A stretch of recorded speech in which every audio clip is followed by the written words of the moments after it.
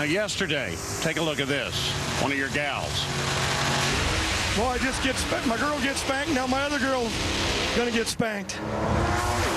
Well, we saw what happened there. She blew the tire out of the lights. It took the right side of the wing off right at this point. And I can tell you never drove top fuel drags before, John, but when that wing comes off, it wants to really upset that race car. And she did a great job. The chutes were coming out. She got those out as she was driving that car. The chutes helped stabilize her, but she still did a great job of keeping that thing upright.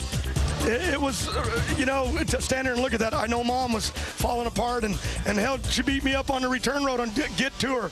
I saw on the Jumbotron she got out of the car, but this is a gut ache. I mean, this is when Dad wants to throw up. The whole family does, because I've seen it with Top Fuel, and you know that monster's out there. But the kid, she's learning her trade just like Brittany, but Courtney's out there getting it from A to B, and she said, Dad, the first thing I did, I went into fight mode like you told me, and that's all I wanted to hear from her. I knew she was okay, but when she said I went into fight mode, that was most important, that she can drive in the future going into funny cars in time. Well, we do have, John, a little bit more on Courtney's crash because Dave Reef is back in your pits right now. Okay.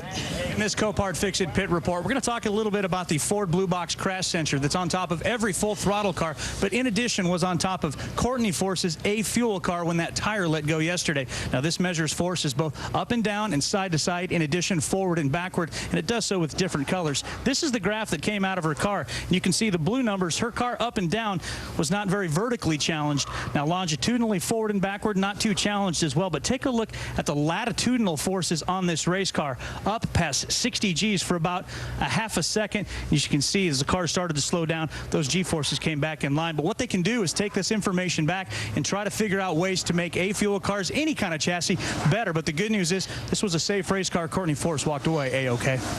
And speaking further about Courtney Force, the last time I heard, they were pulling her around your parking lot in a funny car, and you just alluded to it. How close is she?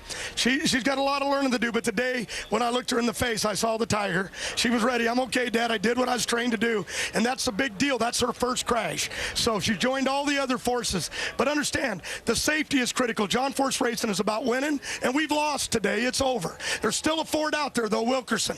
So at the end of the day, it's about winning, but it's also about safety. So in my heart, I can leave 50-50. We won this race because my kid walked away safe, because the stuff that we worked with John Medlin, the Eric Medlin Project, and NHRA, and all of the safety with Ford, the blue box, telling us what went wrong. And at the end of the day, I'm leaving here a winner, because I'm never going to accept it mental that I got whooped. I'm going to find a way to talk myself into being happy again. And we're leaving a winner because we got John Force to come in the booth. That's a rare thing.